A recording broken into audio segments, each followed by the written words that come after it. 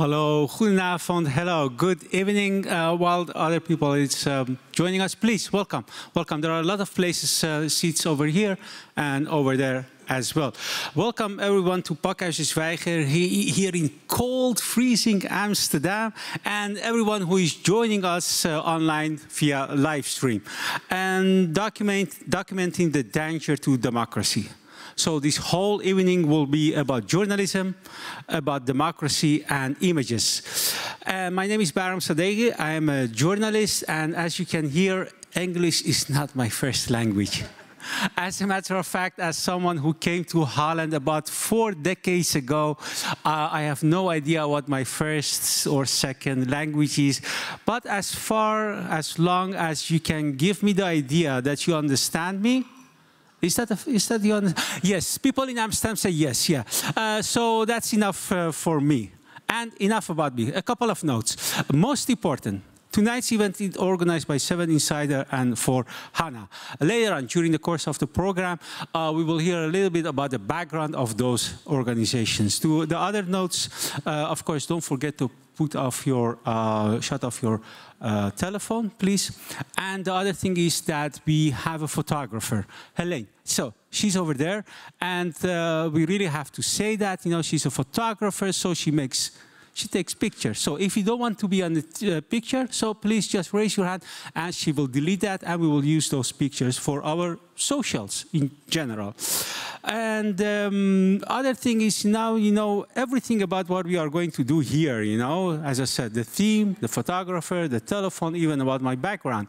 So let's see, you know, as we say in Dutch, you know, what kind of meat do we have in the cup? Let's see, what's the temperature in the room when it comes to those topics? You are a vegetarian. What kind of, thank you very much. By the way, me too. Yeah, okay.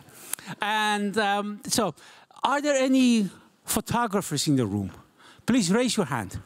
Please, and if you are hesitating, am I a photographer? Then you are not a photographer. Please raise your, yes, thank you so much. Hand down. So, please give me an idea. Photographers, raise your hand. Okay, please, it's still up. Are there any journalists? And if there are photographers and journalists, it's okay. That's still with me. Okay, journalists. And are there any people who are one way or another involved in the politics? You know, whether it's local, it's national. I take it very broadly, but no. One person over here. Yes, one person here. So that's the politician over here. So then we know about the, you know, the different types of vegetable in the room. So, so I have now the honor to ask our first speaker to a stage to tell us something about one of those organizations, and also tell us about the need, about the sense of urgency. Why to organize this event right now? Not a year ago, not next year. Why now? So please, David Campbell, would you please join me here? And there he is. Okay. Education Director at 7 Foundation. In a couple of minutes, you will give us a visual column. But before that, please tell us about 7 Foundation. What's that? Well, the 7 Foundation has a lot of programs and projects. It now includes, maybe a little bit closer to the microphone. Thank you. We had this technical run-through before. Yeah. Here we go. Nevertheless. And it also now includes 7 Photo under its umbrella, but it has education at its core. And we have 3 things that deal with education: 7 Academy, 7 Community, and 7 Insider, which is the part of the organization partnering tonight. 7 Insider is the free platform that we have, where we try to aim, to, as we say, to elevate the discussion about visual journalism. And when we mean elevate, what we're doing is trying to talk about the context, the purpose, and the impact of images. And how do we do that? Try to talk about it. How do you talk about that? In which way? Well, we have regular online events, and importantly, we also have a blog that we've just started last couple of years, Dispatches, which is now on Substack.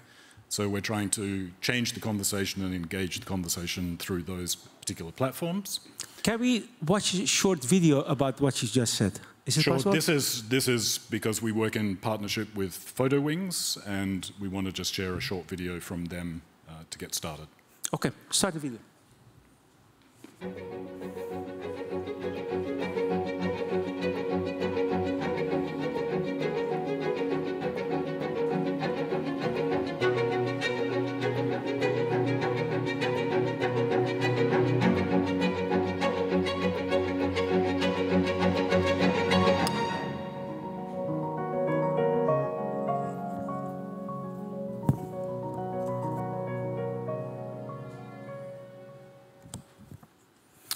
David, the title of this program, of this event, is Documenting the Danger to Democracy. Why? Well, when we're talking about the context, to me and to us, this is the most important context. We think that there's been a global trend towards authoritarianism in the last few years politically, involving a large number of countries. But in 2024, that's going to be tested like never before, because there are going to be national elections in almost 80 countries around the world. We've already had 3 or 4 this year. About 2 billion, 2 milliard. 2 billion, is it in English, yeah? 2 billion. Yeah. 2 billion people are going to vote during 2024. It's amazing when we are talking about democracy. Yep. Yeah. At the same time, democracy is more than just about voting. You know, after all, a lot of countries that have elections can produce dictators, quote, winning elections. So it's not a guarantee of a democratic outcome. But I think that what concerns us, and I think probably what involves the audience here most, is that really liberal democracy is essential for the cultural space in which we as photographers, journalists, researchers, and citizens interested in universal rights have to operate. And I think that that's under enormous pressure. And I think, in particular in 2024, that's a huge concern for us. Yeah. I don't know how to put it, David, but if I look at you, we are probably the same age, Over there, gray, over here, gray. So we are about the same age. So is that really the first time that you have the sense of documenting the danger to democracy? Didn't you have that, let's say, when Reagan came to power, or when Ayatollah Khomeini came to power, or Saddam, or maybe George W. Bush? There have always been threats and risks, but if you look at the global trend, it's in the last few years that actually the number of democracies has been in decline. Like what? Give me an example of countries to... Well, I'm going to talk a little bit about some aspects of the US, for example. Yeah. So on the one hand, it's formally, obviously, a democracy, but there are some major challenges to that. You could talk about changes in India with the rise of populism and the nationalist parties there. Yeah. People in the Netherlands had a recent election in November. We could discuss the outcome and the context of that. Even in my native Australia, there have been populist governments that have adopted some of the trends that we might associate with Donald Trump and others. Yeah. So these things are widespread. Okay. Before you start your column, your lecture, let's see whether people in the audience can share that idea with you, and maybe to which content. Okay? Nu komt de vraag. Now comes the question. Please really think about it. Paula, where are you, Paula? My colleague, yeah. Paula will come to you with a microphone, and Paula will not give away the microphone, as you can understand. So please speak in the microphone. So the question is, who thinks democracy is in great danger? That's the question. Please raise your hand. Who thinks democracy is in danger? Paula, would you please be so kind and go to over there? The lady over there, yes, in white, yes. Would you please stand up so she can, yes, please, yes, you raise your hand, yeah, please, yeah. Of course you can sit, but I want to hear you. Thank you very much. So why do you think that democracy is in danger? Well, exactly, because the first thing is the thing you said already. The number of democracies is declining, and especially this year, that's in front of us, and you've also seen it in the Netherlands, of course, how quickly it goes and how vulnerable democracies are. Yeah. So. Okay, so let me see some hands about people who, thank you so much, about people who think democracy could be in danger, but it's not in danger right now. Some hands in the air? No. One person over there, the vegetarian, no, that, go over there. That, yes, you. Yeah, please stand up so Paula can see you. So, please stand up so Paula can come to you. Yes, please, yes. So, would you please be so kind to stand up? Yes. Thank you so much. So you think democracy could be in danger, but it's not in danger. Why not? Why are you sharing the same idea as David? Maybe not yet. Why? Because there are also possibilities, new media, new possibilities for people to speak out, to make a new democracy. So the old democracies, maybe they are gone. Okay. Maybe they will be gone. But, Okay. but there is also a future. Okay. Can I come back to you at the very end of the evening to see whether you still have the same idea, or you understand, or our lecturers maybe can give you another perspective? Okay. That's the deal. Okay. Thank you, Paula, by the way. And so, David, the floor is yours for the next, let's say, 50 minutes. Cool. I'll do my best. Okay. So January the 6th, 2021 was always going to be an historic day. If we can have the first slide. The election of a US president is democratic, but it's a process of representative democracy rather than direct democracy. On the first Tuesday of November every 4 years, voters opt for one of the presidential candidates on the ballot. However, voters are in fact choosing members of the 538-member Electoral College, with different states in the Union having different rules and a varying number of electors who represent one of the presidential candidates. That means that Wyoming, the smallest state with 581,000 residents, chooses 3 electors, while California, the largest, with 39 million residents, picks 54. So US presidential elections are not one person, one vote. It takes nearly 4 times as many Californians to select one member of the Electoral College as it does Wyomingites. If a candidate receives the support of 270 Electoral College members, they become the president-elect. Congress then meets in a joint session to formally count and certify the Electoral College result, and that takes place on January the 6th after each presidential election the previous November. Certification has traditionally been a routine procedure. But January the 6th, 2021 was not a routine day. Donald Trump lost the popular vote and the Electoral College vote in November 2020, but despite and immediately declared the election rigged, the vote fraudulent, and the result stolen. Trump and his supporters conspired to overturn the election result, which is why Trump was impeached, and he and many of his allies are now indicted on charges of interfering with the election and defrauding both the government and the voters. The Save America rally at the Ellipse near the White House on January the 6th, 2021 brought together Trump supporters seeking to, quote, in their words, stop the steal. The rally had been planned well in advance and was attended by more than 50,000 people, many of whom had been bused to Washington from other parts of the country. The defeated president called on his supporters to march down Pennsylvania Avenue to the Capitol building, where Congress sits. We fight like hell, he said, and if you don't fight like hell, you're not going to have a country anymore.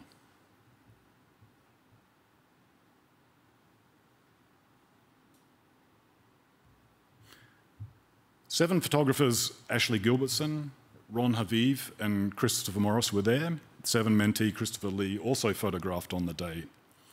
Ashley went on assignment from the New York Times magazine, while the others went on their own accord to document what they knew would be important to record. And if you want to hear much more about how the photographers worked through that particular situation, there's this event that was recorded on 7 Insider only 10 days after January the 6th that's available on our website to have a look at. Trump's speech to the rally ended at 1:10 in the afternoon, and the violence at the Capitol had already begun. Many, though not all, of those at the rally followed Trump's exhortation to go to the Capitol building. Amongst those who did were armed white supremacist militias, including the Oath Keepers and the Proud Boys.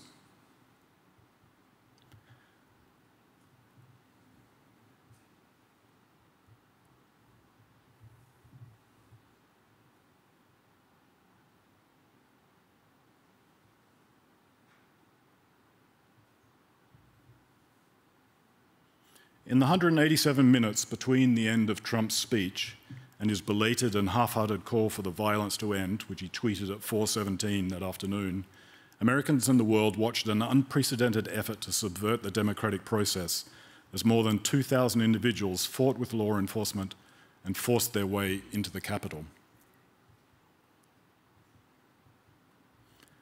7 photographers who were covering that were often assaulted and abused by the crowd, who saw them as, quote, enemies of the people, Antifa, and members of, quote, the fake news. Christopher Lee, who was wearing a mask to protect himself against COVID, reported that some shouted at him, "We know you're not one of us because you take the virus seriously." The 7 photographers also reported a surreal mix of chaos and wonderment, violence and carnival in the mob once they'd breached the building. Ashley Gilbertson likened it to the feeling that was evident when he witnessed Iraqis entering Saddam Hussein's palace in Baghdad.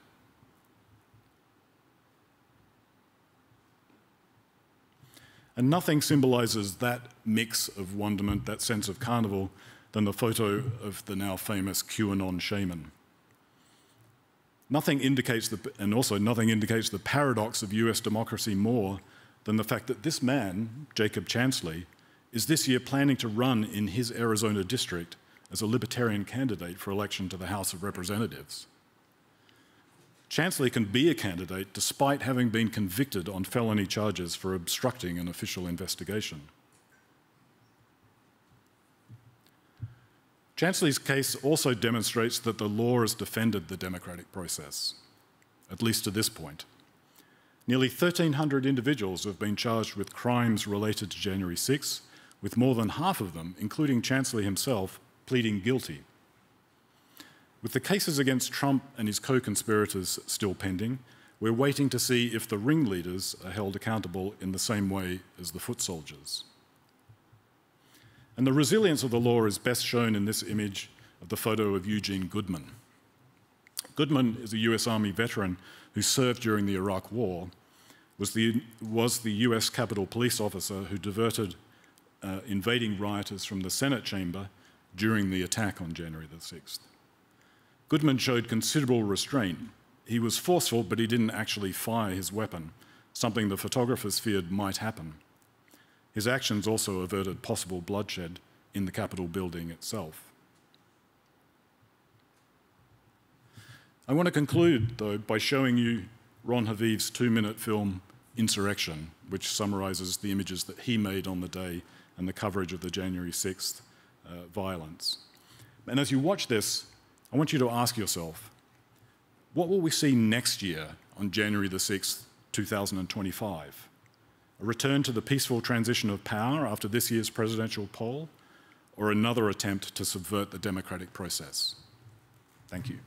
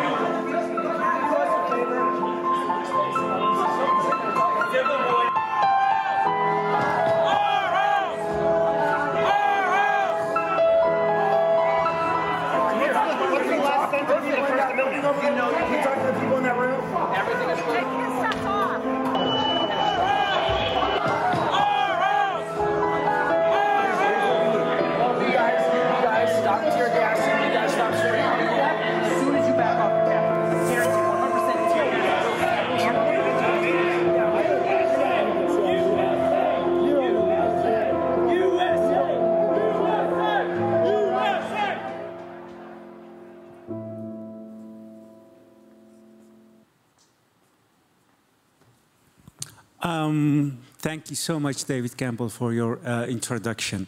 I would like to ask Mark Proust, who is a photography curator and researcher, to join me on the stage. Mark, where are you? Would you please go over? Yes. And maybe an applause for Mark. Yes, yeah. Okay, Mark. Okay. Okay, Mark, what are you going to do? I'm going to have an interview, 2 interviews, in fact. Yeah. With whom? With Claire Wardle, who is a professor at Brown University and a leading expert in misinformation, disinformation, and public engagement. Yeah. And with Peter Berger, who's from the University of Leiden and the founder and one of the coordinators at News Checkers, a fact-checking organization, also founded by the University of Leiden. Yeah. And according to my script, there is about 5 minutes room for questions after your conversations. For Mr. Berger. Yes. Yeah. So I'm going to sit over there, and then you start your own thing. Yes? Thank you. Okay, cool. Thank you. Indeed, because democracy requires trustworthy information. And we're facing fundamental challenges to trust and truth in what is now our digital age. And that's because we're witnessing something new. Information pollution on a global scale, whether this be repurposed images, overt lies, or the rise of artificial intelligence. And indeed, I'm going to discuss these issues with Peter Berger, I just introduced, and with Claire Wardle, a professor at Brown University. And she is a leading specialist in the field of misinformation verification and user-generated content. Earlier this week, I spoke with her and I asked her, how important is the information system for the functioning of our democracy? So it's fundamental, the idea that voters have access to information that allows them to make decisions that they believe are going to enable them and their families to be safe and healthy. And so I think we've taken it for granted that, of course, people can access information. And in the age of an internet, there's more information than ever. I think what we fail to understand that in this moment, democracy is under threat because people's ability to navigate that environment has changed quite fundamentally. And so whilst we think people have access to information, there's a whole host of other things going on, which means we're not in a healthy space where people can easily access that information quickly. And when I read your articles, you also seem to have made a transition kind of yourself from trying to define misinformation, disinformation, and all those keywords to a different understanding of what the actual issue is. Could you take us through that trajectory that you follow yourself? Yeah, so I think any of us, I have a PhD in communications, any of us who think about these issues have known that misinformation didn't emerge in 2016. It has been a problem for a long time, and more recently, the Ebola crisis and other things. But 2016, with the election of Duterte, Brexit, the surprise election of Trump, and then this recognition that there were information operations, as they were called in 2016, there was this moment when we were like, oh my goodness, we've got to do something.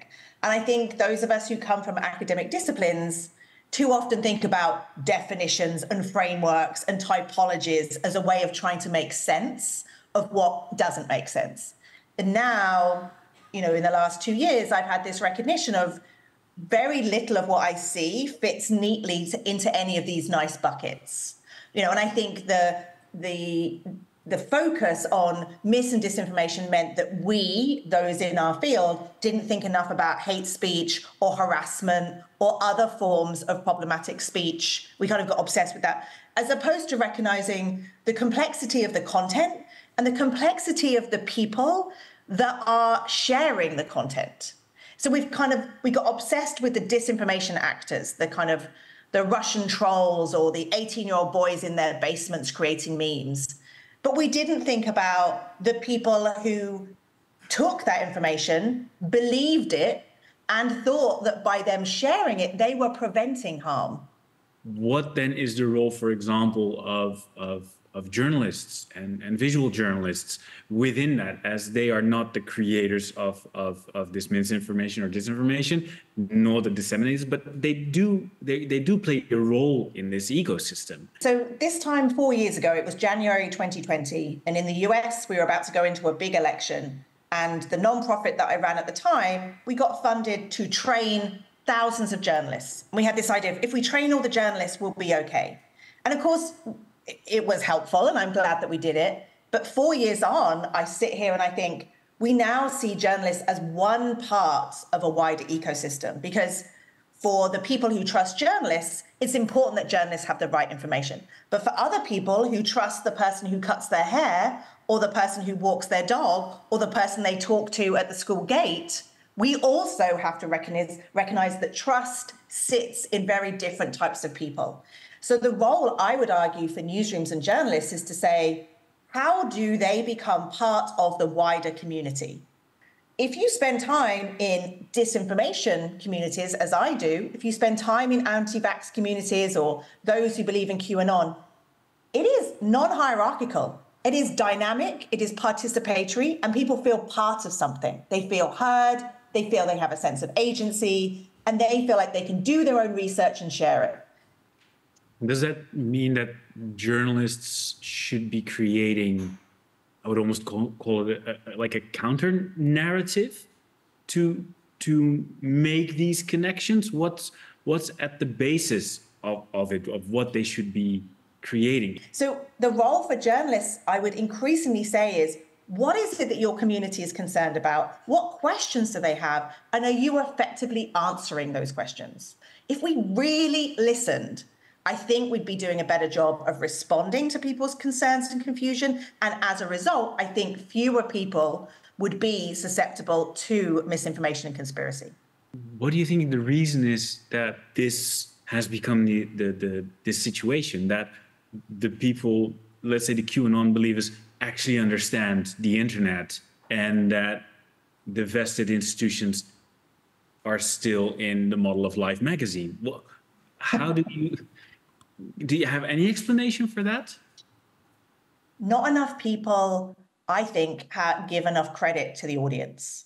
I mean, how many editorial meetings are you in where somebody says, well, what about the audience? And it's not really what journalists want to talk about. It's like, well, I've got a story to tell. And if audiences like it, great, but my focus is on the story. It's an uncomfortable truth, but I think we have to struggle with the idea that there's this sense of we're the ones who have the important information, and if only people receive that information, we wouldn't have a problem. Whereas QAnon, it doesn't matter if you're the president or the person who runs the local bar or the person who, runs the library. Like, it doesn't matter really who you are. You come into these communities and you are heard and you are listened to because you've got something to say. And that is fundamentally different. Of course, we need an accurate historical record of events, but that's not the only thing. And I think this idea of like just more facts, the information deficit model of people just need more information, more facts, and we'll get ourselves out of this hole, is the exact wrong way to think about this. Is there a final point you would like to make? I mean, for the photographers and the other news professionals, media professionals in the audience? So, I mean, I think many people in the audience have children. If you spend any time with young people, their experience of the internet is 97% visual. Everything is visual. And to them, it might be a Snapchat photo that gets deleted. It might be an Instagram story, but they are very visual. I think there's huge opportunities to take what is a very visual, networked culture and to think about how do we respond in ways that we bring that connection, but we also bring the accuracy and we bring the quality information. Thank you. And may I welcome to the stage from Leiden University and news checkers, Peter Burger. Hi. And a microphone, please. Thank you very much. Thank you. Have a seat, Peter. Peter, welcome. What's your reaction to Claire's call to journalists to engage more with audiences and communities? I think that's a great idea, and I second that. But that's not what we're about. And I don't think Claire Wardle wants us to do away with facts altogether. Facts are still important, but not as important as many people think that they are. They are overrated. Yeah, because she says, she does kind of imply that there's too much focus on accuracy and verification. Well, I think we should be aware that facts are not the only thing for many people. If I'm allowed to give an example, of course. One of the pictures that I checked a couple of years ago, but it's still circulating, shows an Antifa member. Can we see that? Yeah, right. Yeah. It's the picture on the right, so you can see the Antifa logo on the guy's back. And this was shared by a Freedom Party politician, PVV-politicus. And I checked this picture. I found that it was a fabrication. To be clear, a right-wing political party in the Netherlands. Yeah, right. Yeah. And I found that the original is the picture on the left, where you can see the same guy, but without the Antifa logo. And what I would like to say is that when I alerted this politician to the fact that he shared a fabricated picture, he said, "So what?" Because in general, my claim that Antifa is all about violence is true. So I'm not going to do anything about it because the message is true. But isn't that exactly what Claire was also kind of aiming at? I mean, you can verify that this is let's call it a fake news picture, disinformation, and at the same time it's accepted as real because it could be real. And is that where the audience engagement and the community engagement actually aims to try and, tackle those underlying issues? Perhaps. I'm skeptical about trying to correct the actions of people who reason like that. I have studied debates on social media, online discussions about the veracity of urban legends and crime stories. And when initially I thought that these would be discussions between people who either believed the story or were skeptical about the story, they turned out to be between people who either were skeptical, they would ask questions, like journalists do, what is your source? Can you prove this? But the other party, those were not the fanatical believers. They were the people who reasoned, well, it could be true. So if there is value in the story, or if there's value in the image, if it shows the world as I think it is, it's a good story or it's a valuable image. And is that also the reason behind why you initiated the news checkers to build this fact-checking? We do not aim and we do not have the ambition to correct every wrong. But we do try to demonstrate how you could fact-check pictures or claims yourself. We criticize journalists who make mistakes, often honest mistakes, and sometimes less honest mistakes, as a means to improve the public debate. So what's your procedure in that? How do you select the stories, the images, the reports that you are going to fact check? Many of them are viral images. Many of the claims that we check are made by prominent politicians or by prominent news media. Okay, and then how do you go about? What do you have like a fixed procedure on how you check whether something is real or fake or misinformation? Talking about pictures and videos, because tonight is all about images. One of the things that we do is we run them through some tools which help you to find out whether this picture or video has been published before. Because there's a lot of talk about deepfakes, and there's a lot of talk about AI fabrications, but the most common kind of disinformation that we meet is cheap fakes. So cheap fakes? Cheap fakes. That's a new term for me. A cheap fake is you take any picture or video and you just add a new context. So it's... Can you explain what's a new context? So say you find a violent video from something that happened during a riot in London 10 years ago, but you share this on social media saying this just happened in Amsterdam. That's cheap fake. That's cheap fake, and you're saying that that's most of what happens are those kind of cheap fakes. Yes, because at the moment, but I'm afraid that this is changing. Producing deep fakes takes too much effort. Right. So that's still too. That's not a challenge. That's not the main challenge right now. Not at the moment. It could, but it could become so. But it will be in the future, probably. And from the things that you check, what do you do with the results that you find? Do you have a certain procedure? Do you try and get it to the audience? What do you do with that? We publish them on our website. We publish them on social media. During elections, we collaborate with Dutch news media, which provides a larger audience. When it's about news media, that we call the journalists and ask them why they produced this news item in this way. And sometimes what are the kind of reactions you get? What are the kind of reactions you get from journalists who you approach? Well, interestingly, like the politician I told you about, they will often say, "So what? This is a funny story. I don't care if it's true or not. Nothing serious, so we're not going to correct this." But sometimes, for instance, we fact-checked the story that, or the news that during the COVID period, 4 out of 5 Dutch youngsters were on the verge of a burnout, which turned out to be totally false.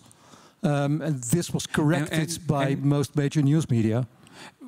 What is the source of these kind of fake? The source of this one was a so-called report published by a company that provided counseling for people suffering from burnouts. Wow! And those cheap fakes. What can you name one main source? Does it come from everywhere? Well, how does that?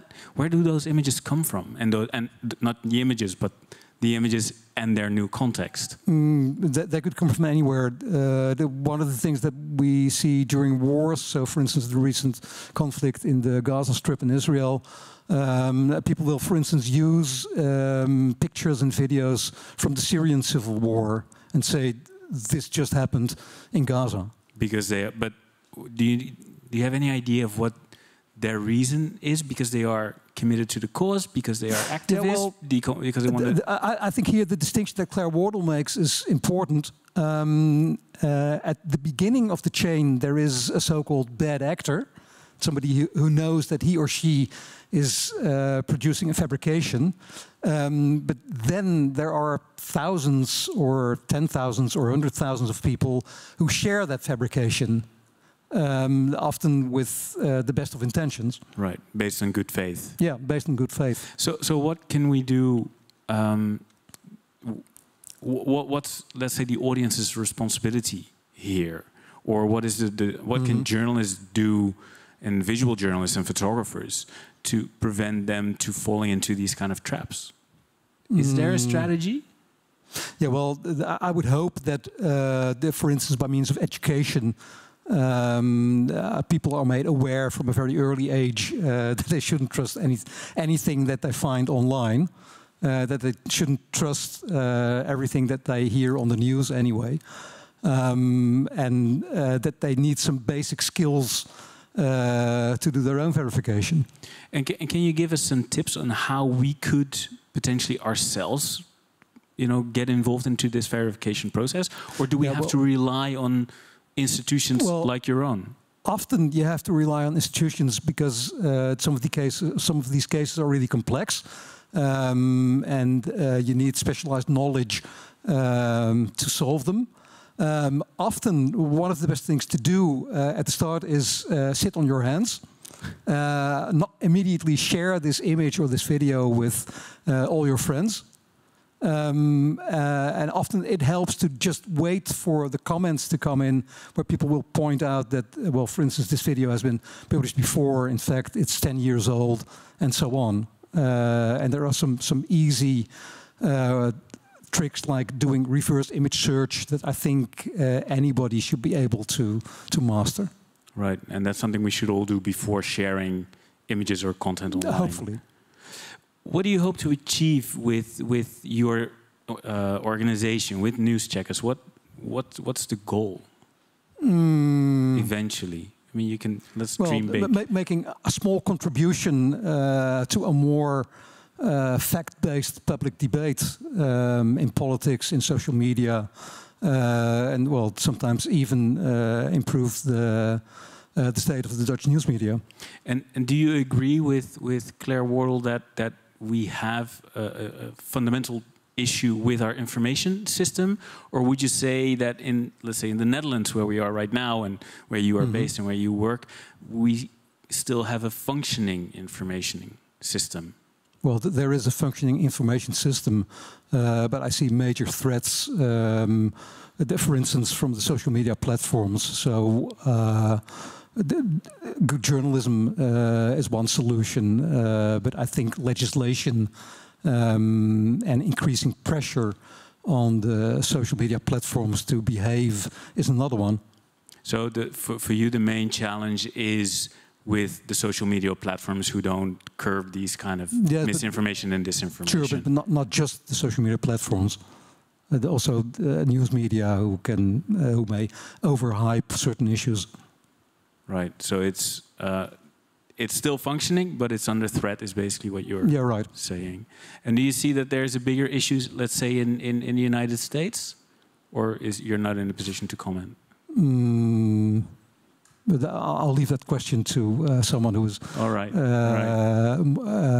has a better knowledge of the situation in the US. But anyway, so there's work to do, and we can find more information and actually news that is checked by your organization on your website, News Checkers. Yeah, right. Newscheckers.nl. Okay, thank you very much, Peter Burger. Thank you.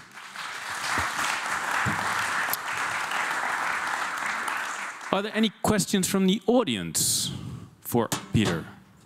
Unfortunately, Claire is not available.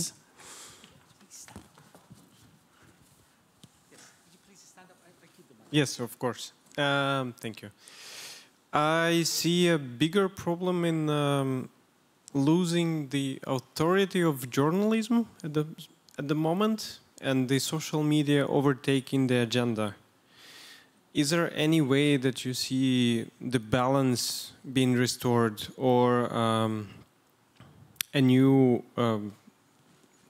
structure to be made in a society? Yeah, well, good question.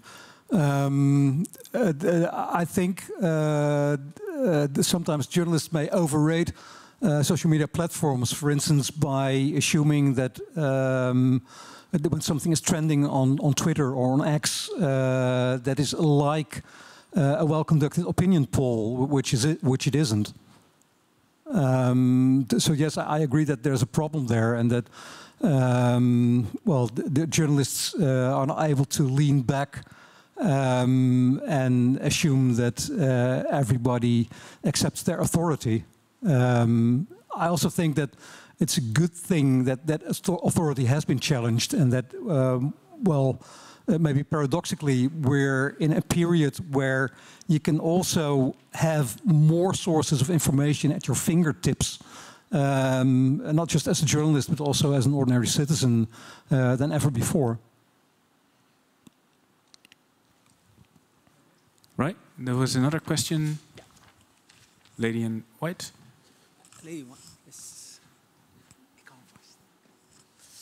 Hi.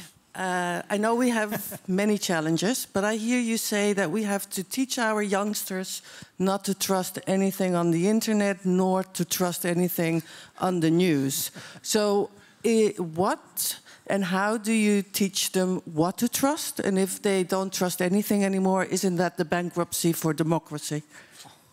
Yeah, well, of course, it's difficult to find the right balance there. We want to encourage criticism. We want to encourage critical thinking, but we don't want to turn everybody into a conspiracy theorist. But I think by, for instance, teaching children from a very young age to check things for themselves and to ask questions like, how do they know this? Where did this originate? you could foster a healthy kind of skepticism. Yeah, I think we have time for one or two more questions. One question. One question. Bottom is I reside in a field of journalism where most of our information resides behind a paywall. With an army of cheap fakers, do you think we stand an honest chance? Yeah, well, there is a kind of weapons race between the people producing and spreading disinformation and the people fact-checking disinformation and producing reliable journalism. Paywalls are a serious obstacle. So it's good that there are also news media without a paywall, and that at least in the Netherlands, and for the time being, there is public broadcasting. Yeah, often I wish that all the news that I have access to, either because I'm a subscriber or through the university library or in some other way, will be without a paywall. Mark, there is room for one more question. It needs to be sustainable, so it needs to be paid for. Yeah. There's a challenge there for sure. There's room for one more question. One more question. Final question. Yeah. Final question.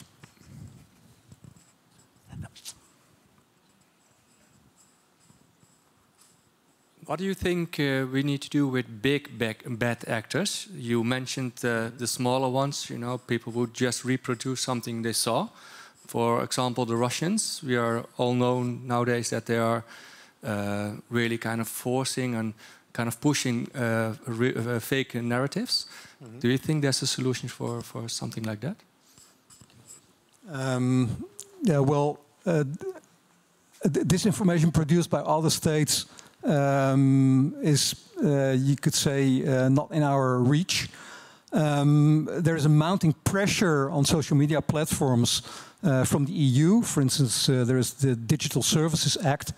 And well, we're waiting to see what, well, probably X will be the first test case, how this is going to work out in practice.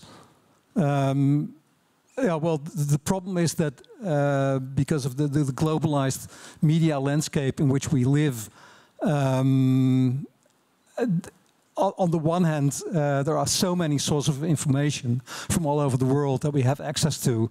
But the bad actors, and even at the state level, also have access to our information system. Okay, Mark, yeah. Peter, I'm afraid time is up, but please leave your microphone on your... Yes, thank you. Would you stay with us, for, a drink after the conversation is finished? Yes, okay, so if you have any questions for the gentleman, please approach them. But thank you, and thank you. Go.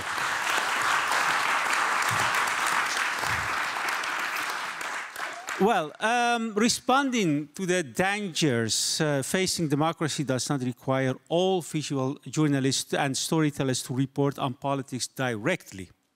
Frits Gersberg, who is a curator at the Netherlands Photo Museum in Rotterdam, will showcase the effects of visual storytelling contributing to a democratic culture. Frits, would you please join us here? Thank you. Frits, you will have a short lecture for about 20 minutes, and we will see if you have time after that for some questions. Yes? Of course. Okay. Yeah, thank you very much.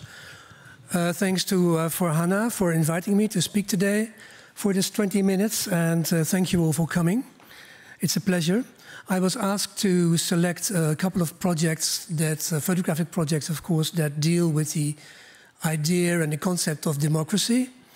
And I found many, more than I thought were there. But I chose 3 to show you tonight. And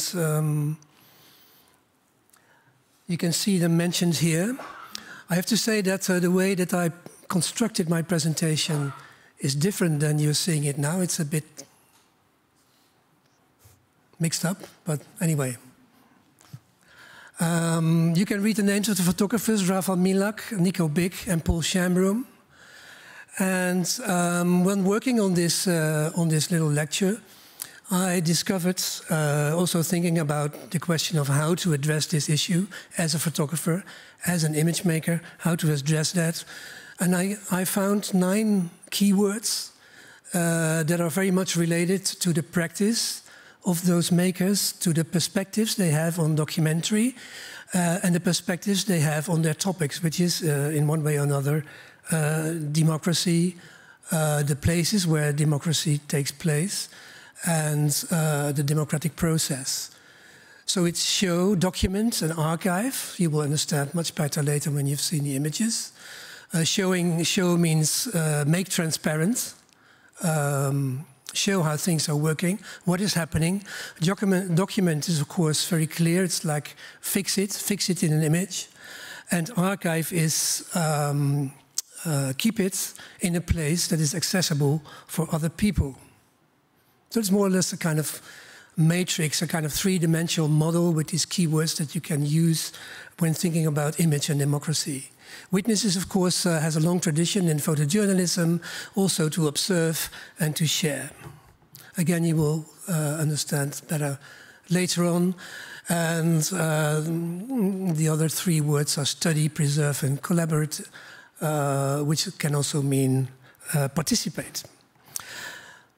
Anyway, I will start with Paul Shambroom, an American documentary photographer who, around the year 2000, was wondering about issues that were communicated by the government about exporting democracy to other countries in the world.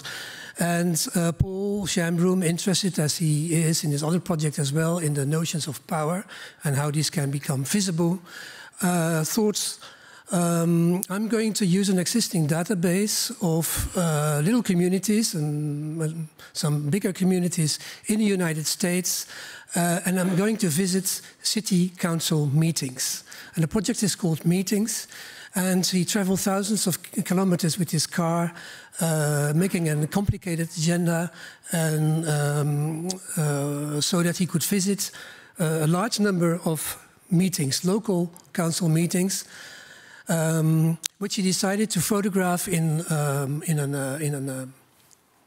this style that you may recognize, but the images are not so good here, as a reference, if you're familiar with artistry, a reference to classical, traditional history paintings, history group portraits, in this panorama style, frontal, eye level, with a medium format camera. He made these portraits of the people that were in the meeting. Of course, he asked them to have permission to join the meeting and to listen to what they were talking about. And he also recorded the agenda and the minutes, the notulen of those meetings. So you can see not only the people who are taking part in these meetings, but also the topics they were discussing, which may vary from the local, the status of the trees and the watering of the plants in the public space, to the reparation of garage doors and how much the community should pay the individual people with a garage door and contribute. So it is a series that, you can't read this anyway, I'll go to the next one, where you can see, I would say, the common people, like you and me, trying to keep together the community, trying to organize the community, trying to solve problems, trying to keep the peace. So it's a part of the democratic process that is not related to presidents, prime ministers, ministers, political spokesmen, etc., but is related to the way just normal people living in those communities are practicing their democratic rights. And you can see that where the meetings were, when they were, but also how large the communities were. So this is, for instance, a community of 360 people. And what Paul said is that actually what the work they do, the labor they do, doing all the notes, the interviews with the community, trying to solve the problem, it's not different than the national government is doing. It's the same kind of work.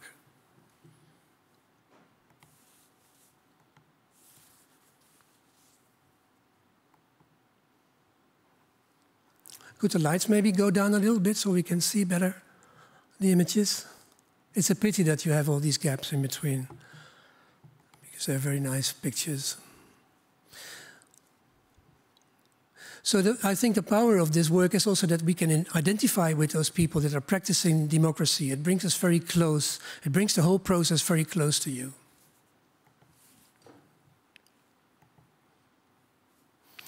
This is the second project I want to talk about. What you see here is the photographer who is standing in the French parliament. It's a project about the democratic space, which is, of course, the parliament. And this is Nico Big, who is hiding under the cloth of his view camera, large format camera. And he started in 2011 to document all the 28 parliaments in Europe, plus the 2 parliaments in Brussels and in Strasbourg. And his concept was to be in the middle of the parliament. It's a place where normally citizens are not allowed to be. Just to be there as a symbolic place, find, of course, a good place to document either in 2, 3, or 4 images, takes the whole space, including the place of the chairman, the place where the parliamentarians are sitting, where the people who take the minutes are sitting, etc., etc., and trying to be complete. We can make a little quiz here, if you can recognize the different parliaments. Maybe you recognize this one. But what you will recognize is that all the parliaments, if I go on, all have a different atmosphere. It's a different architecture, all based, of course, on the same principle, the agora from the old agora from the old Greece idea of parliamentarians collecting in one place and discussing the issues.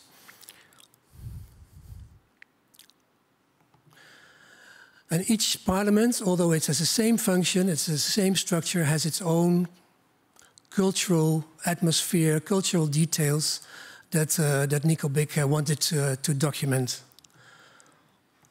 And actually show us, again, the place where the heart of the democracy, where the democratic process is actually happening.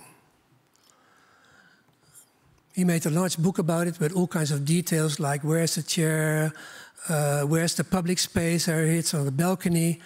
There's always a public space. Are the parliamentarians, for instance, do they all have a fixed place, or can they choose every morning when they come in where to sit? How is the discussion organized? This is an interesting one. This is Malta.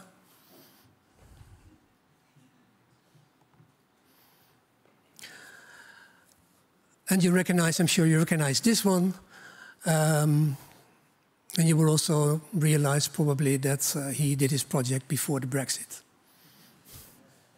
But I wanted to show it anyway because it's such a great example. And this will give you an idea of how large the works actually are in an exhibition. Where you can see at the left, it's an exhibition I was involved in organizing. At the left is a little part of the European flag that Rem Koolhaas designed. I believe it was in 2001 when the euro came. A huge flag that is supposed to be the symbol of all the countries together. The third project is very different. It's not a project by one person, although it was initiated by one person, by Rafał Milach, who is a Polish photographer and a member of the Sputnik group, a group of photographers. And what he did when the political situation in Poland was changing radically into a very much right-wing atmosphere, and all kinds of laws were changed, as I'm sure you know, as I'm sure you also realize that could happen here in the Netherlands very soon. What he did, he founded this organization, this group, this collaboration called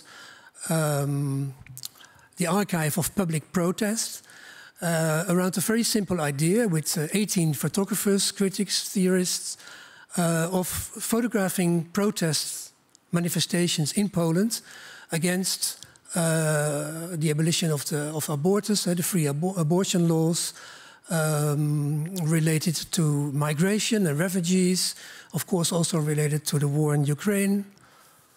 and different other issues, and then create together, photograph at these events, and create together an archive that is available for everybody to use, free of use. It's a kind of image bank as well. And publish also a newspaper. It's called Strike. I think there's 7 or 8 editions by now.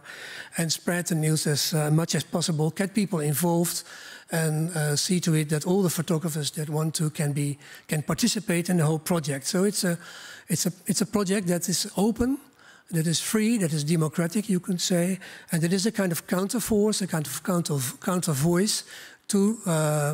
The government, the Polish government, that was until recently in charge in that country.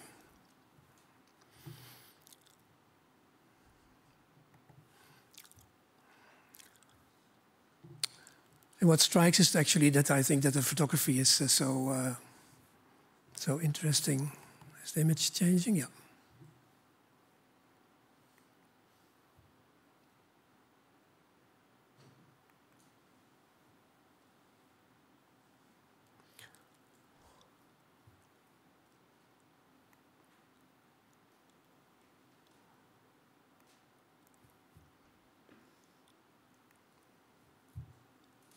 I think some images are moving around.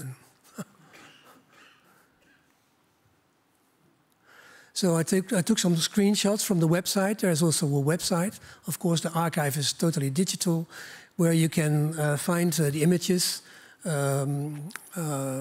according to the different protests and the different topics. And you can ask for permission to download them for free and use them. So when you click on the images, or when you go with your mouse over the screen, then information will pop up. You can click further down the website and find interviews, find information, find publications in other magazines and media, online or in paper. So actually use it as a study tool about those protests and about the issues that are being addressed by this public archive. And I'd like to end with this image because I think it's the right statement tonight. Thank you very much. Fritz.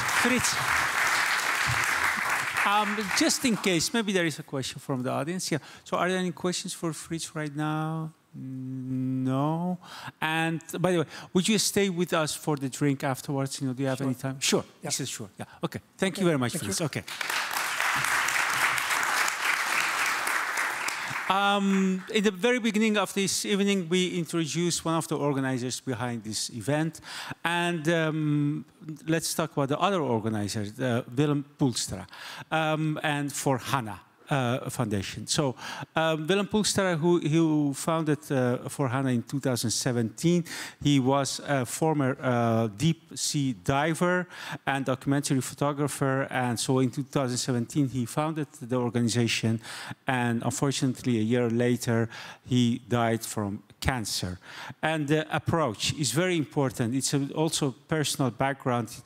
So without fear for complex or heavy subjects, heavy issues, and providing support for creators and conducting research into photographic industry. I had a conversation with, prior to this event, with one of the people behind this organization, and he said, I cannot emphasize enough, it's about photographers, but much more, it's all about the deep commitment to the subject. That's very important for us. And in remembrance of Willem, Forhanna organizes every year the Willem Poelstra lecture. And this year, the lecturer would be Jonas Bendingsen. Jonas, where are you? Yes, would you please join me here? Jonas.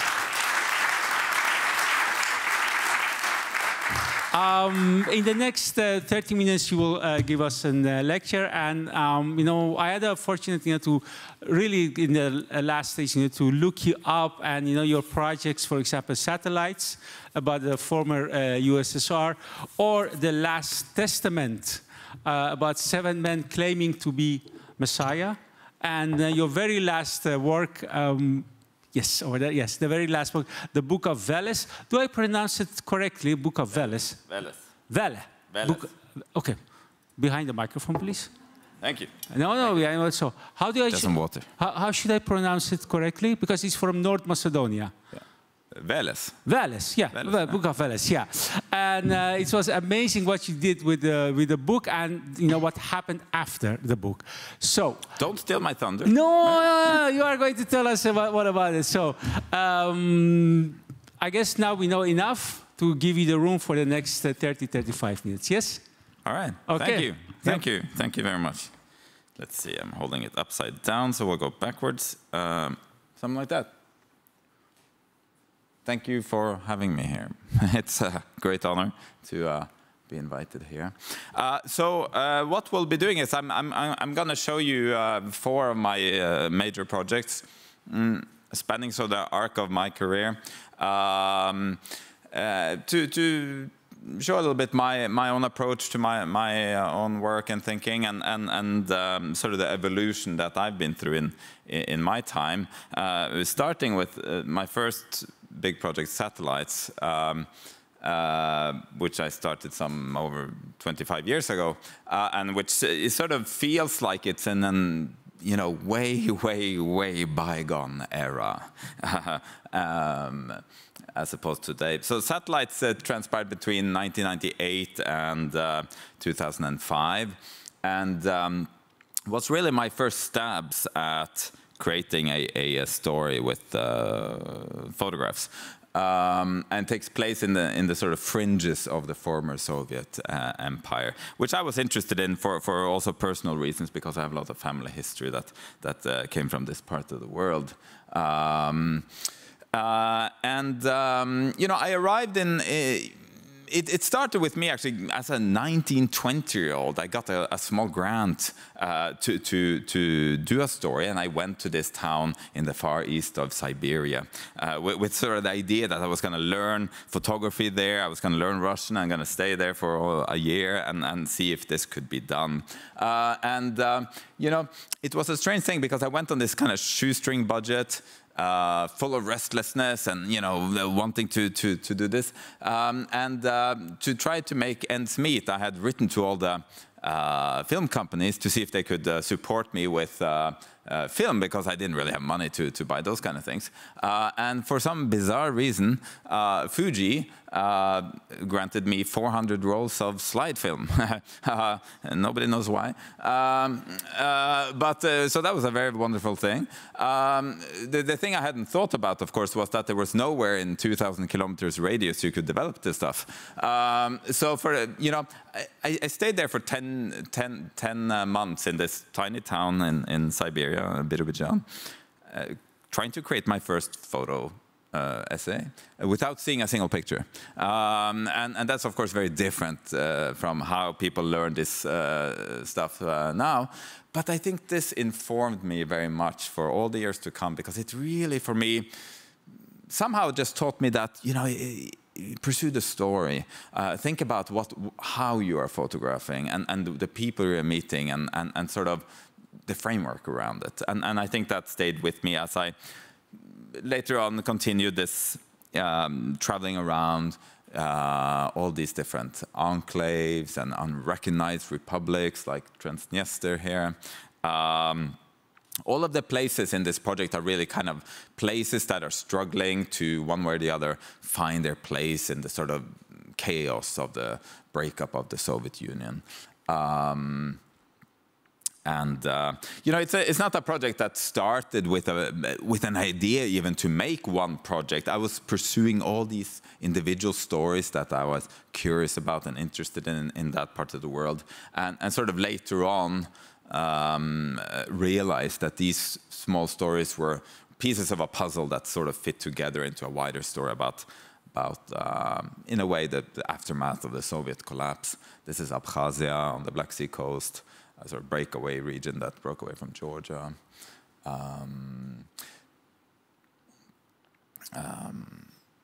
Once I had sort of figured out this was one project, I started working more targeted on that.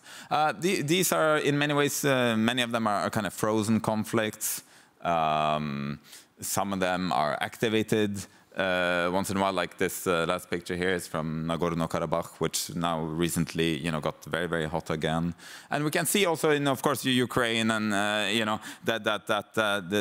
this process of the breaking up of the Soviet Union is very much a work in progress still. The story is not over. And that's, what this project really was about, shortly told. It ends with this chapter, which is kind of a murder mystery. The murder mystery is who killed these cows.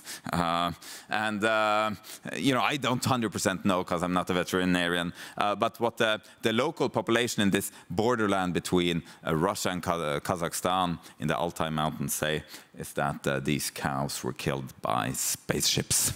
And the way that's supposed to work is that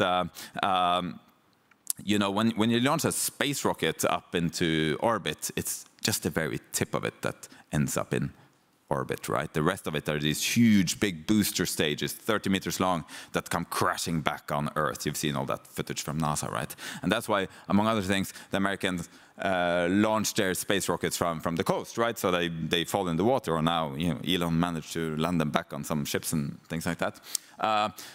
Due to the nature of Soviet central planning, when they launched their rockets from Baikonur in the middle of Kazakhstan, these things fell back on land and actually into populated areas. So there's these areas that had space rockets come crashing through their roofs 3-4 times a month. And that was kind of one of the chapters in the story. Also giving rise to a healthy scrap metal business, which I was following, these kind of rogue Mad Max scrap metal dealers that were chasing after this very good metal and selling it to the Chinese for $1 a kilo. And I found myself in this very strange, very surreal setting. There were, people were still, traveling on horseback, but, picking apart spaceships for copper wire. And I was standing there with like a beautiful, actually it was like a storm squall came in, and then it went away and beautiful sunlight came in. And it was just super visual. And then suddenly, out of absolutely nowhere, thousands of white butterflies appeared, giving me the most surreal and strange scene I have ever seen to this date.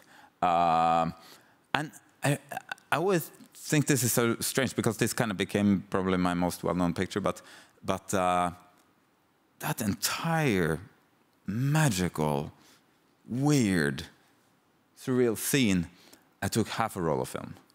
And this particular picture, I probably blew off 3 frames, and luckily one was sharp.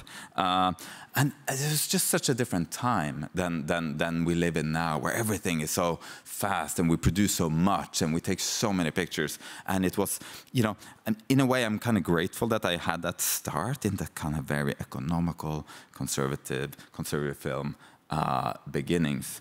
And that kind of taught me photography, this project, in a way, and sort of formed the basis for who I became. But the funny thing is that even back then, I think I somehow didn't 100% trust photography to 100% in a way. Even though I started with these slide trays and very mechanical process, there was something about I had the suspicion that photography might not be able to do this job 100% on its own.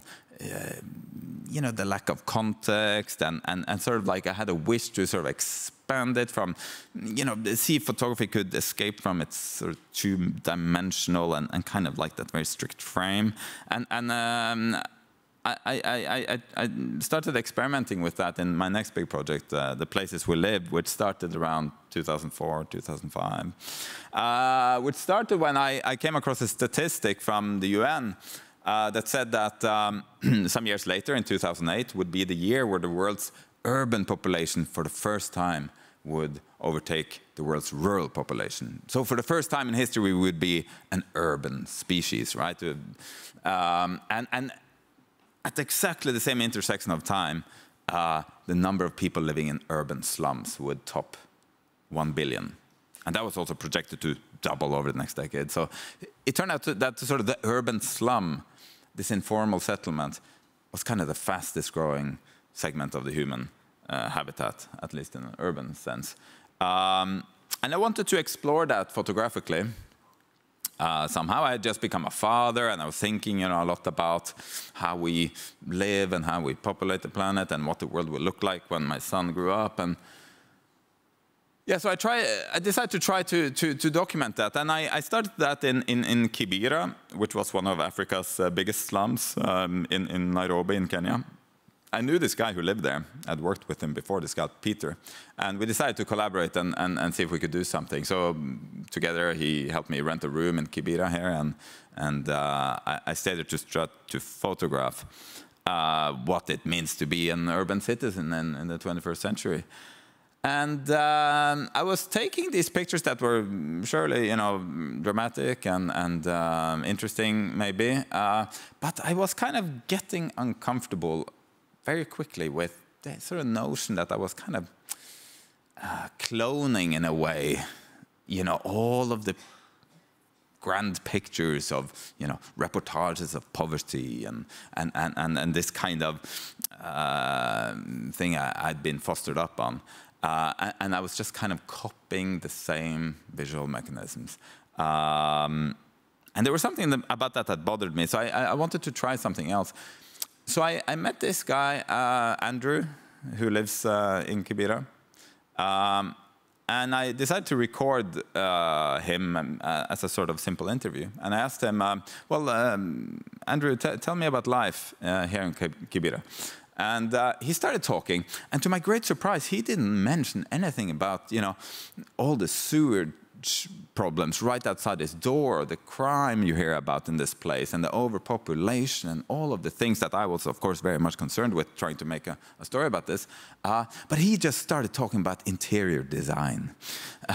He was talking about why he chose exactly the blue color on his wall, and where he put his aquarium, and where he got the sofa, and what kind of texture he wanted there and there. And I was kind of baffled by it, but I thought it was kind of super interesting, because what he kind of taught me is that he actually wanted to talk about all the value he had created, and his dreams and his ambition and all of this, and all of this was kind of contained in this dwelling, in this house that was his little safe spot. So I tried a little experiment. So instead of just leaving it at this portrait of Andrew, I turned 90 degrees and took another picture, and that's the wall on the 90-degree angle, and you see his wife Anne and his mother-in-law making some food in the background. And then I turned 90 degrees to the other side, and I took this picture of the sofa he talked about, etc., etc. And because this damn venue only has 3 screens per wall, I can't show you the last one. So that's that can be improved, of course, as a little tip. Not to get greedy here or anything, but yeah, but so it was about trying to create this kind of capturing this entire domestic universe in one image, so to speak. And I tried that with other people, and this is Charles and his family and his 7-8 kids that he lives with nearby. And again, all of these 4 walls, and interviewing him again and hearing his oral stories, and it became, in a way, a very sort of early stab at, in a very crude way, of creating a VR experience, in a way, a sort of more 3-dimensional, 360-degree photographic experience. I was kind of intrigued by that. And so we moved through all the neighborhood in this way. And it became a book that sort of follows this template, where you have the oral stories on the page, and then you could fold it out, and it became a sort of, you could create a little photographic dollhouse almost with this this room. The thing I found in a place like Kibera, almost everyone lives in one room. So their entire life is situated within these 4 walls. So it sort of lent itself to this construction. And also a little bit of more traditional, reportage pictures added in for context, but sort of the driver in the project was this 3-dimensionality I was trying to get at. So I decided to expand this to other cities, 3 other cities, to Mumbai and Jakarta and Caracas, and follow through with this investigation in a way of what normalcy means in these places, which of course from the outside looks very extreme. It's a very extreme life, but you know, it was really about all the work people are doing to create a recognizable, normal life, and that was sort of like, for me, endlessly fascinating.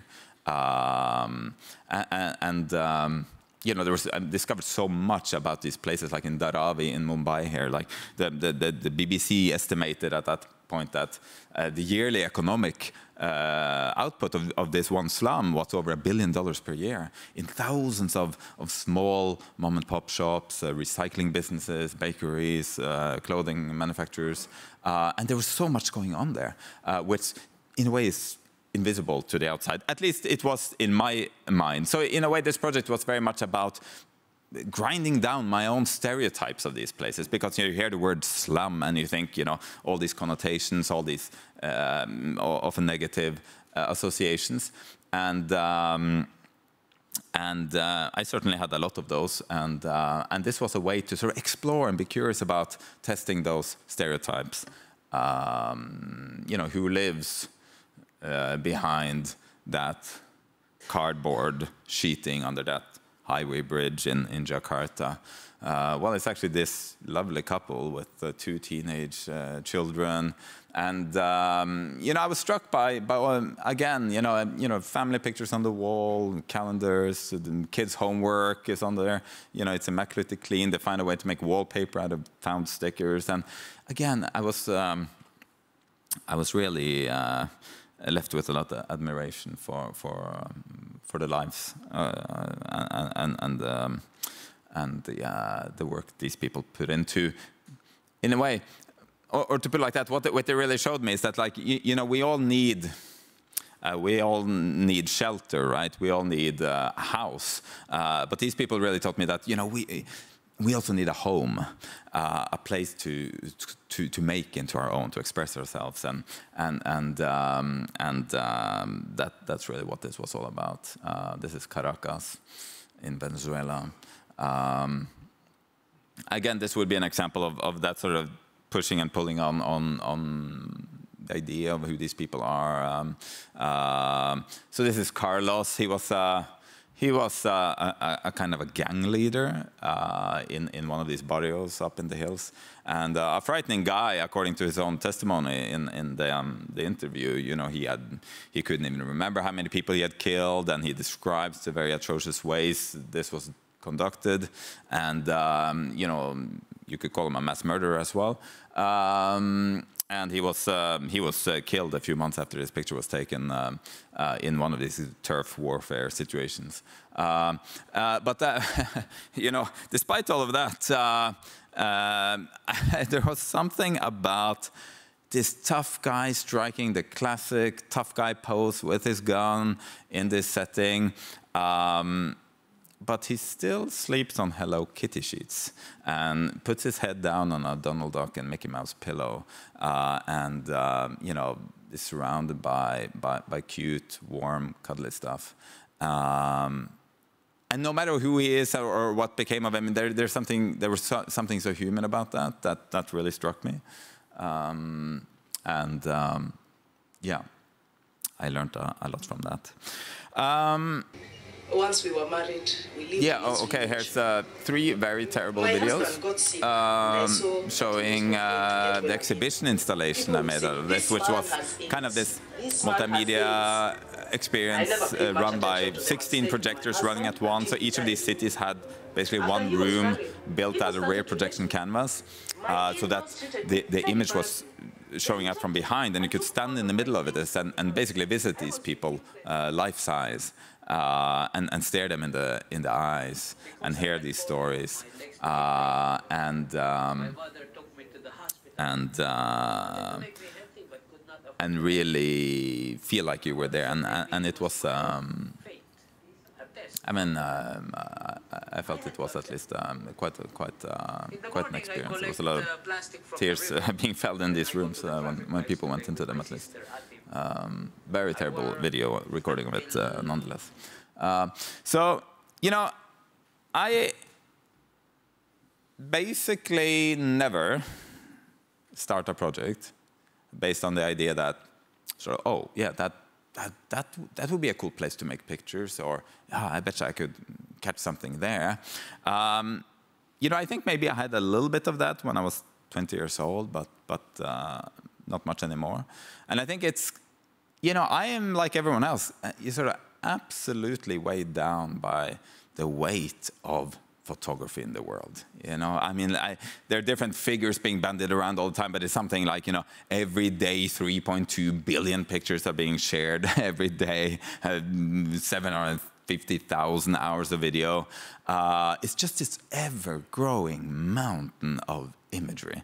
And that kind of bothers me as a photographer. You know, what's even the point of this? Why be a photographer? You know, and you know, the thing is, like, most of those pictures that show up in my feed, at least, they're kind of good pictures, or at least they kind of at least look like that thing we always have called good pictures.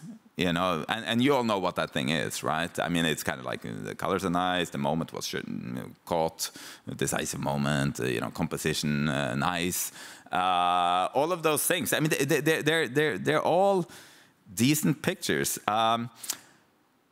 and it's just like constantly running through the feed. And you know what? For me, it's kind of like it's like the problem isn't, like everyone is talking about now, AI-generated pictures. The problem is that so much of photography might as well have been AI-generated. You know, it's kind of like, because it's just templated, regurgitated, the same again and again and again, and everything is resembling everything else, and it's all kind of good and pleasant and looking at it, and you know, we photographers, we have been the machine learning systems that have been eating our way through this training material for all these years and creating our algorithm in our head and spitting it out again. I mean, like, we are that machine, right? But this is not new, you know. This has been going on for years and years. And I sort of encountered this feeling a long time ago, way before, you know, OpenAI came out with their software. And, you know, all through these things I'm showing you, this was, you know, going through my mind. What is the point of adding 20 more of my good pictures to all the other great pictures? Why? And for me, it's really, the solution has been to not compete in the realm of good pictures. You know, there's too many good pictures, millions and millions of them every day. But what you don't see millions and millions of every day is good stories, good ideas being brought forth through the use of photography. Interesting questions posed in a visual way. And I think sort of for me, that was the only way to hold on to this idea of making pictures at all. You know, I often say this, I'm actually not that interested in photography.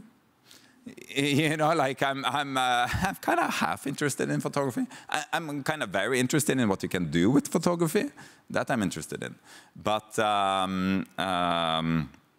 for me, photography is really just a tool to explore things I'm curious about, things I'm fascinated by, questions I find mind-boggling. Okay, I'm able to find a way to get my hands dirty with them and explore them using photography, and that's kind of for me the way I keep going and find any meaning in doing this at all. So one question I was always very fascinated by from a very early age was faith and religion. I grew up in a godless home, you know, a completely atheistic family, but I, from an early age, realized that, you know, I had religious friends as a kid, and I realized that they kind of look at the world a little bit different than me. Their universe looks a little bit different. And I always wondered, what would it be like to experience that? What would it like be like to believe? What can you believe in? What does it feel like? And I always enjoyed reading, religious scripture, whether the Quran or the Bible or whatever I could find. And particularly, I was always very fascinated by the New Testament and how it ends. This prophecy of surely I am coming back. This idea, that the big weight of Christianity, right? At the end of times, Jesus in some form will return to earth before the end of days and bring us into the kingdom of God.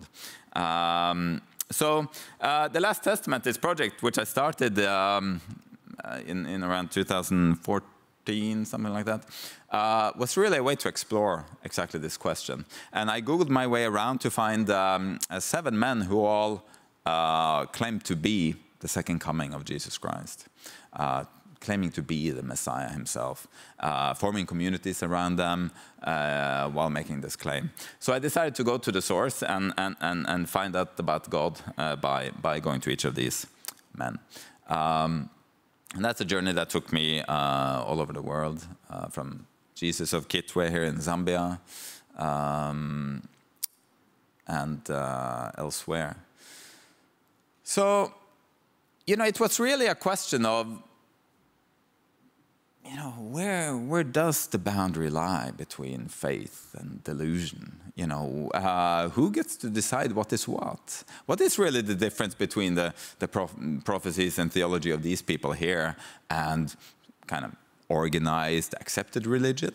And so many questions that came out of each meeting with these people. Now, what is common to them all is that this is not some idea they had yesterday that suddenly they were Jesus and they were telling the world about it. But, I mean, these guys have lived with this identity for years and years. Like Inri Cristo in Brazil here, he had this first revelation of being the Lord back in 1979, like these old newspaper photos show.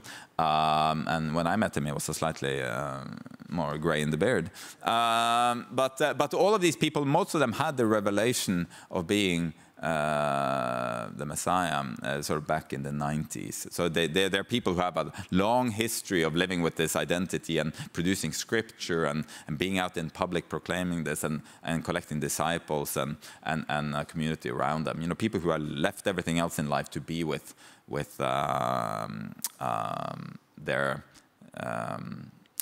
their Messiah and work towards their cause.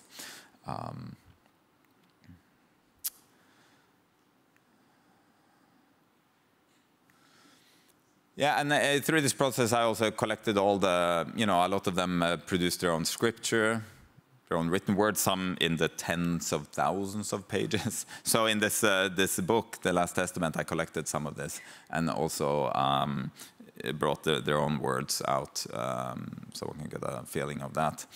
A lot of these are classic underdog types, and in a way I always admire an underdog. Some are all over the internet, have YouTube channels and are quite kind of well known. Others I had to kind of deep Google to find in the local paper somewhere in some country. This is Jesus Matayoshi in Japan, a gentleman who had run in like 20 Japanese elections over 20 years as Jesus. And this was him on the election. Speaking of democratic elections, here he was on the campaign trail in Tokyo for a seat in the Tokyo parliament. He finished. I mean, he never won a seat, but he in this particular case, he finished like 21 out of 31. I thought that was not so bad, He got thousands of votes. This is Moses. It's a little bit confusing because his given name was Moses, but he's Jesus, right? So people kind of get a little bit thrown off by that. He was actually the first Messiah that I met back in 2014. And I had just read a tiny little paragraph about him in a local newspaper in the KwaZulu-Natal province of South Africa. So there was not much out there information about him. So I didn't even know if he spoke English. So I got in touch with this translator in Johannesburg that I'd worked with before, this very hip young lady called Zandi. And we decided to go and meet Moses together and see if he would even speak to us. And so we drove down and we met him and found him in this concrete 3-bedroom house where he lived with his closest disciples, all the male disciples in one big bed in one bedroom, and all the female disciples in one big bed in the other bedroom, and he had his own sort of more regal setup off to the side. So he greeted us well, and we talked all evening, and you know, we said, but Moses, you know, we'd love to hang around for a week and see how you're living, and is there a hotel nearby we could stay or something like that? And so Moses said, no, don't worry, Zandi, we have plenty of space here. You can sleep with the girl disciples over there. And Jonas, no worries, there's plenty of room in my bed here. So I'm one of the few people who can say I've slept with Jesus for a week. It was very cozy. Here I'm reading my Bible as we're going to bed, and he's making notes in his. Yeah, it's that old Robert Capa thing. If you're not close enough, it's you know, that stuff. Yeah, yeah. So no, that was a great time. This was some of the most magical years of my life, actually. And working on this, I threw everything I know about journalism to the side. You know, I didn't use any of it. You know, I had no intention to go in there to try to investigate if this guy's Jesus or not. You know, I mean, my method was really to, with each of these people, I want to go, and I want to take everything they're telling me, everything they're showing me, as the whole and complete truth. And rather try to see, you know, what does the world look like from that perspective? What does the universe look like with those glasses on? And it was magical. It was really magical for me. In a way, this project really softened me up in terms of what you know, sort of. I went into it as kind of a hard type atheist, and went out of it just thinking, you know, for lots of these people, it doesn't really matter if it's Jesus or not. You know, they're getting meaning into their lives. There's joy. There's community. There's all these things. And if it's not harming anyone, then go for it. Yeah.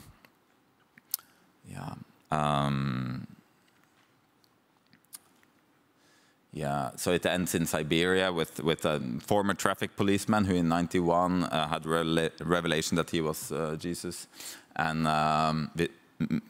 took a new name, Vissarion, and founded this off-the-grid community out in the woods of Siberia, where he was surrounded by some 5,000–10,000 of his closest disciples, living in this kind of off-the-grid agricultural community, which was quite special. He was actually arrested by the FSB, the Russian authorities, a couple of years ago. So he's held in jail still without trial. So what exactly will become of this community is very much up in the air.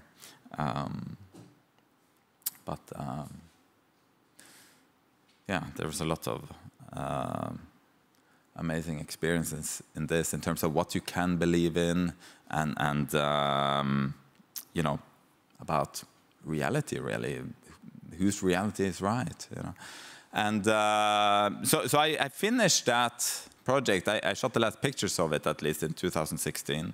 The book came out in 2017. But 2016, of course, was a year where a lot of things were shaken up, right, in terms of what you can believe in. And I'm talking, of course, about, you know, the election of Trump, etc. That got me thinking about a lot of things, especially in the aftermath of the Trump election in 2016. I was sitting, like so many people, a little bit worried, a little bit confused, a little bit pissed off, wondering what had happened here what happened to journalism, you know, what happened to, you know, we had all these new words, you know, fake news, alternative facts. This was also the first time I encountered these kind of synthetic information, synthetic images, deepfake videos, AI-generated portraits. This all kind of came at the same time, you know, more or less. And it got me really thinking about all these changes going on.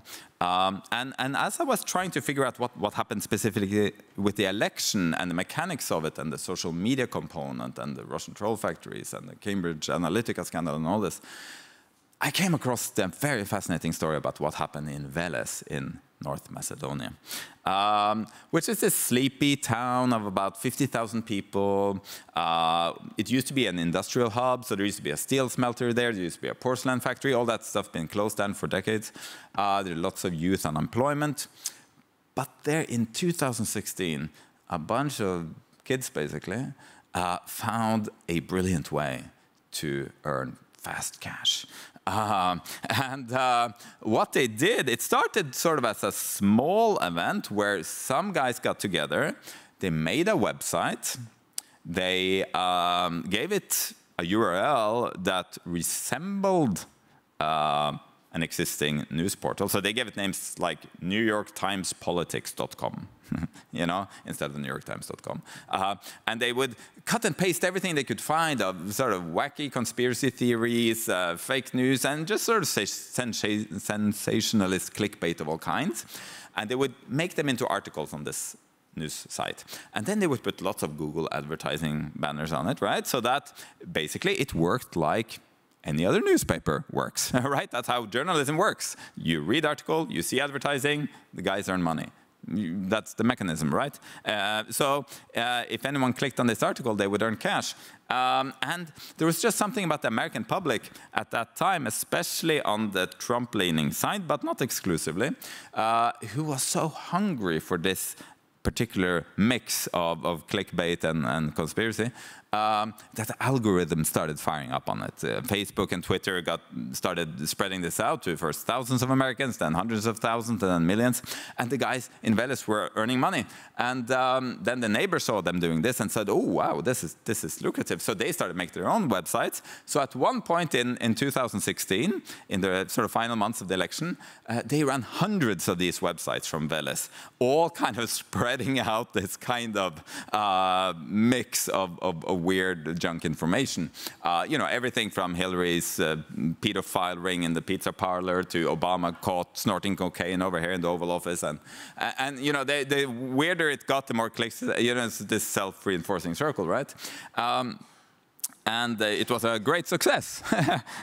I found this utterly fascinating because these young punks in Veles, they basically hacked our information systems, right? They hacked our entire ecosystem of social media, news, entertainment, social, you know, and you know, they were totally apolitical, right? They didn't give a shit who became president in America. They just wanted to, you know, pay rent. So it was this really interesting example of the mechanics of information today. And they kind of became famous because Hillary was crying and calling them evil in a speech, and Obama, you know, complained about these people as well. And so all the world's media went there, New York Times, BBC, they all went there to interview the fake news producers of Veles. So I was reading all of that, Googling Veles all over the place. And then I came across that Veles happened to be also the name of one of the most powerful gods in the pre-Christian pantheon of gods. He was kind of number 2 on the rankings, Veles. And he was a sneaky kind of guy. He was the god of chaos and mischief and magic and wild animals. And he was like the god of trickery, right? You know, I thought it was just great because he would probably be so happy about all the disinformation and lies coming out of this town that bore his name, you know. So I was Googling Veles and then came across the amazing story about the Book of Veles. And the Book of Veles was this ancient manuscript allegedly discovered in 1919 by 2 Russian soldiers. It's quite popular in, it was like these 40 wooden boards with mystical inscriptions on them that sort of were later decoded and found to be this religious, historical manuscript about the god Veles and the early Slavic people's history in Europe. And it's quite popular, you know, in for example, Russia today or in these parts of the world. The thing is, modern scientists, linguists, historians have long ago concluded that this was a forgery. Like, there was never any wooden boards, there was never any weird language. It was just an invention of these guys, a piece of fake news from the 1920s that is alive and well today. So I'm mixing all these things in my book. Contemporary Veles photos, facsimiles of the English translation. It was translated in 1973 of this Book of Veles. And headlines from these fake news websites they made there. Now, just one little tip to you all: when you're following the election this year, don't get most of your information from 365. What's it called? Dailypolitics.com. That's a very bad idea. Classical Veles fake news site. Now that's 365 USA News. What was that? USADailyPolitics.com. Don't go there. But it's amazing to see how little has changed in America, right? All these kind of headlines with Trump, they could have been written today. So little has changed, and it's a frightening thing. Yeah, so you move through this photo reportage, architecture, street scenes, depictions of this fake news producing scene. Now, the people who know this project, they know there's other layers to it. And that is, you know, when I started this whole project, I was, like I said, fascinated by this idea of synthetic information, synthetic images. I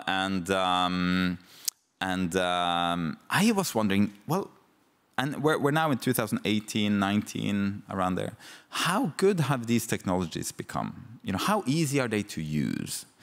Has it gotten to the point then that an averagely nerdy freelance photographer like myself can kind of download some free software, go on YouTube tutorials for a couple of hours and see how this is done, you know? So I decided to try that, right? I downloaded some software that the kind of computer game industry uses to create avatars and objects for their computer games. And so instead of this picture of a fake news producer walking his dog on the hills above Veles, it wasn't quite that dramatic when I got to that scene. Or this, you know, a classic photojournalist dream, right? A shattered factory, broken glass, you know, guy warming himself on the fire, kids running around, car wreck, maybe lives in the bus. Perfect, world press photo. Got all the ingredients. But yeah, it was a bit more bland, unfortunately. So all these images are just fragments of my imagination, right? The backgrounds are real. The backgrounds were actually taken in Veles, but everything going on in them is just computer-generated gibberish. Yeah,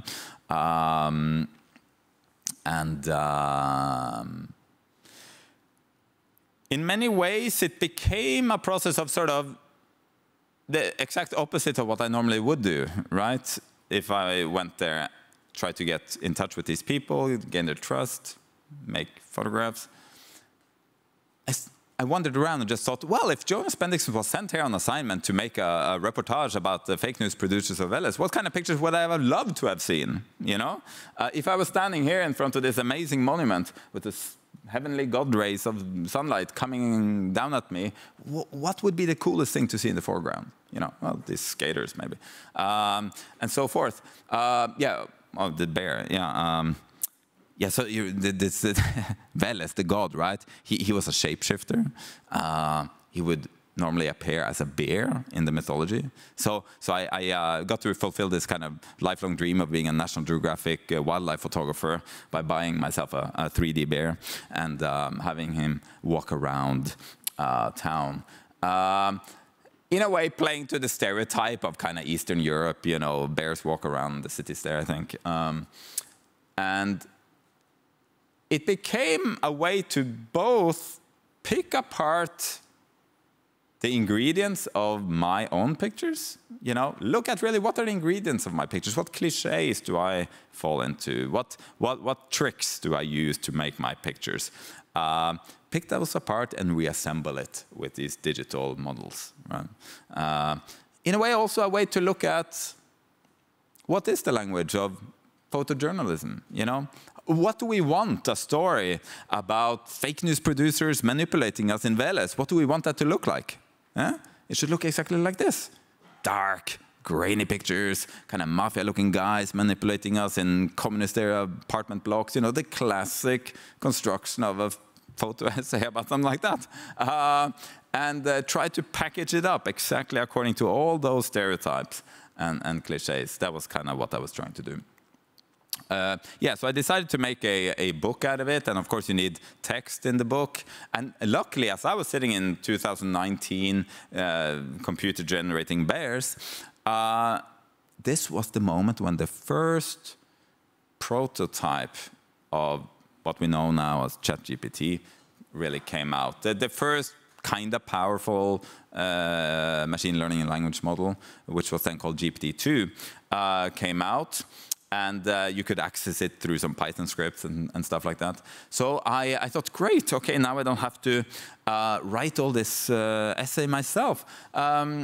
Because you could kind of upload new training material into the machine learning system and have it you know, write according to what you have input. So I took all of the English language articles I could find where journalists actually went to Veles to interview the fake news producers. You know, New York Times, BBC, Wired magazine, The Guardian, they all went there. And I created one long training document, which was like the master journalist goes to Veles document. Fed it into GPT-2 and had to write this 5,000 word long essay about my experiences in Veles. I didn't write a single word of it. Except that I generated quite a few versions and then cut and pasted the nice bits into a chronological narrative with, you know, background material, interviews, etc., etc. Same with these quotes that are through the book. I just isolated. Every time I saw in an interview that a fake news producer in Veles gave a direct quote to a journalist, I isolated it into a training document, fed it into GPT-2, and it generated then hundreds of these quotes that nobody has ever said, but mathematically speaking are the kind of things that fake news producers in Veles tell journalists. And some of them are kind of cool. So the book came out. That's kind of the short version of the book. And the plan then was to release it kind of without saying exactly what it was, to start sharing the material on my social media channels. And the idea was that because I had put so many breadcrumbs and hints that there was something wrong in this project, right? I mean, apart from the bears walking around, the text makes no sense at all and actually confesses to itself to being a fake and lots of other things.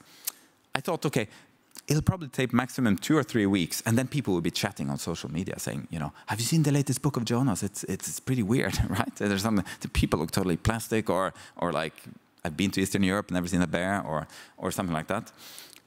And then I would enter into those conversations a little bit, and then of course there would be a little bit of noise and scandal, and then the truth would come out, and then that would be the launch of the book. And we could have this conversation kind of like we're having now about synthetic information. That was the plan. The problem was that the plan totally collapsed straight away. Because the only thing I got in return as I was publishing this material was thumbs up on Facebook, hearts on Instagram. People thought this was great photo essay, great reporting, Jonas.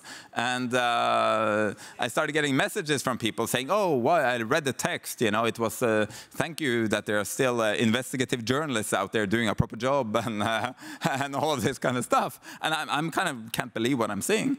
And I'm realizing, you know, shit, you know, we really have a problem. At the same time, I'm realizing, you know, shit, I have a problem. Because I had not made a plan for this scenario at all. I mean, I could not believe that nobody would raise the red flag. And then you know, the months went by. It came out in April 2021. The months went by. I wanted to test also if professional editors would kind of react to it, but I had a kind of red line I wouldn't cross. I wouldn't send it to any magazines or something like that, scared that they would publish it, you know, because that would destroy the credibility of both the magazine and myself. There was one legitimate target, I thought, for such a test, and that was the Visa Polemage Festival in Perpignan, which was, I kind of thought was legitimate because it's kind of an industry festival, right?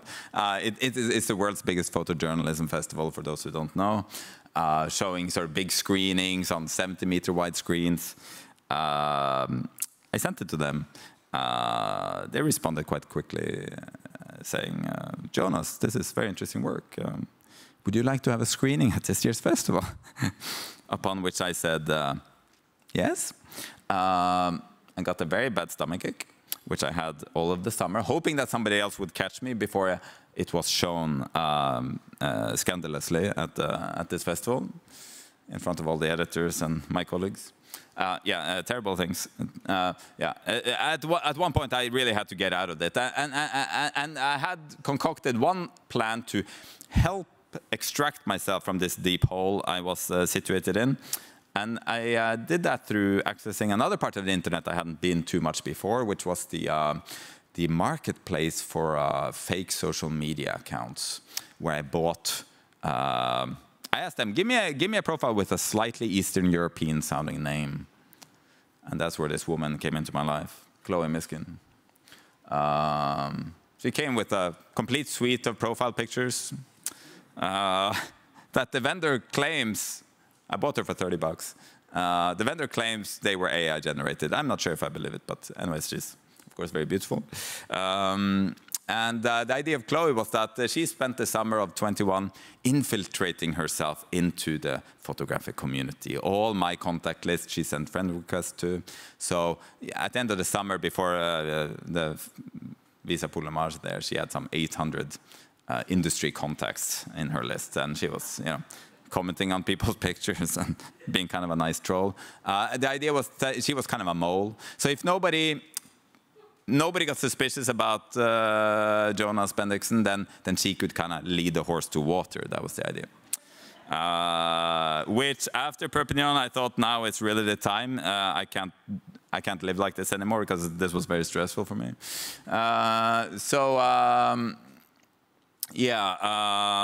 Late September 21, she comes out on the internet with grave accusations against me, saying not exactly what I had done, but that, you know, I was really bad news for journalism, you know, a fake news guy, all this stuff.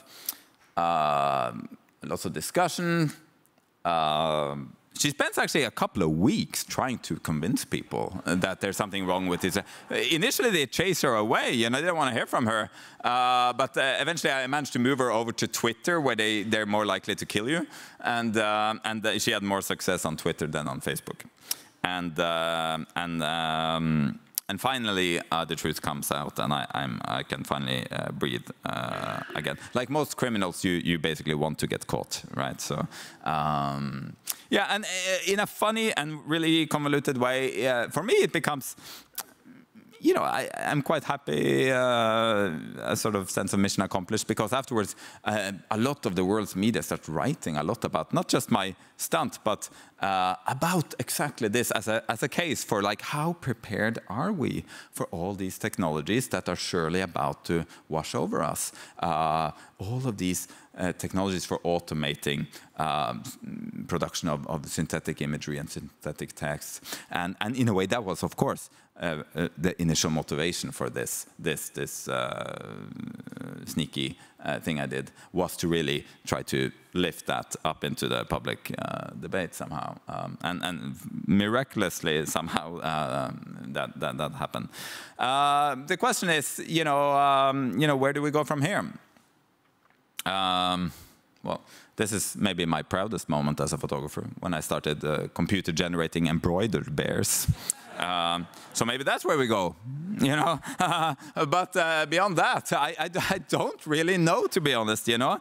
I myself really confused, and I'm really trying to probe and figure out, you know, where the path ahead lies, and I struggle with it, you know. You know, again, it's this thing of, you know, in the last 2-3 years, there's been produced more photography than the entire history of photography before, and you know, how to create something meaningful out of that. But I think, for me, again, it comes back to this idea that I think we have to basically fight the generic. You know, we have to think of photography in a context, and we have to think that sort of the only value photography has, in many ways, is when we can make it transcend from being pure illustration. You know, when it becomes a thing of authorship, a thing of research, a thing of documentation, and transparent. In a way, it kind of becomes like the written word, right? Like photographs just become letters of the alphabet, and it's up to us to figure out how to wield that in a meaningful way. Thank you.